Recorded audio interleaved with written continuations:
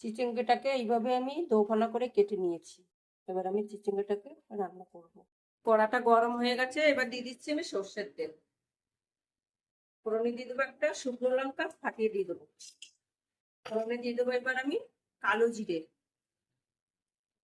এবার আমি চিচিঙ্গা গুলোকে ভেজে নেবো, মিডিয়াম টু স্লোতে দিয়ে আমি ভেজে নেবো।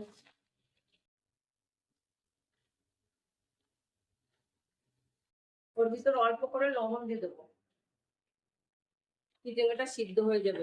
লবণটা দিলে তাড়াতাড়ি সিদ্ধ হয়ে যাবে। দিয়ে দেবো ভালো করে হলুদ। 5 মিনিটের জন্য আমি ঢেকে দেবো। শিলে এবারে পেস্ট বানিয়ে নেবো। আমি পোস্ত দিয়ে দেবো, যেহেতু তোমার অল্প আছে ওর জন্য আমি 1 চামচ পোস্ত দিয়ে দিচ্ছি। অল্প করে মশলা দিলেই সবজির টেস্টটা ভালো আসে। 1 চামচ আর অল্প একটুখানি দিয়ে দিচ্ছি, পরিমাণ মতো দিতে হবে।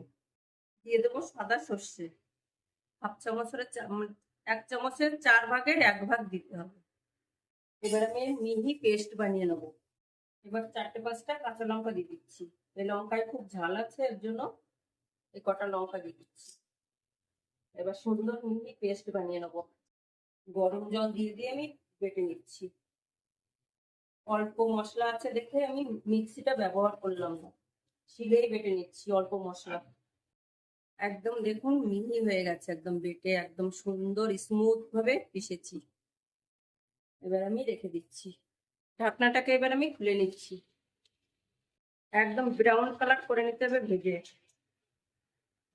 তেল দেখুন বন্ধুরা আমি অল্পই দিয়েছি, ওই তেলেই একদম সিম আছে ভেজে নিচ্ছি। সবজিটা আমার সিদ্ধও হয়ে যাবে। সিম আছে রান্না করলে গ্যাসও কম পড়বে, সবজিটাও ভালো সিদ্ধ হবে, তেলের জায়গায় তেল থেকে যাবে। আবার আমি কিছুক্ষণের জন্য ঢেকে দিচ্ছি, মিডিয়াম টু স্লো আছে। ঢাকনাটা এবার আমি খুলে নিচ্ছি। সবজিটা আমার দেখুন সিদ্ধ হয়ে গেছে। মশলাটা যে আমি বানিয়ে রেখেছিলাম, এবার আমি মশলাটা দিয়ে দিচ্ছি। পোস্ত আর সর্ষের মশলাটা একদম একটুখানি 1 চিমটে মতন আমি হলুদ দিয়ে দিচ্ছি, যেহেতু আমি পোস্ত দিয়েছি ওর জন্য হলুদটা একদম কম লাগবে।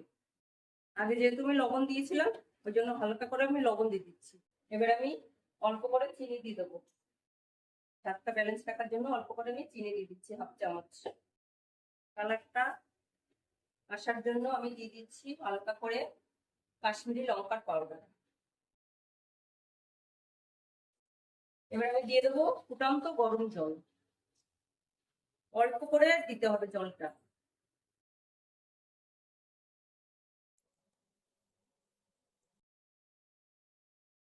তার জন্য আমি ঢেকে দেবো সিম আছে। এবার আমি ঢাকনাটা খুলে নিচ্ছি। অলরেডি হয়ে গেছে আমার চিচিঙ্গা পোস্ত। এবার আমি নামিয়ে নেব। এরকম গা মাখা ঝোল রাখতে হবে, খেতে তো দুর্দান্ত হয়। আপনারা বাড়িতে বানিয়ে খেয়ে দেখবেন। ঝিঙে পোস্ত খেয়েছেন, এটাও খেয়ে দেখবেন। এবার এবার আমি নামিয়ে নিচ্ছি, গ্যাসটা আমি অফ করে দিলাম।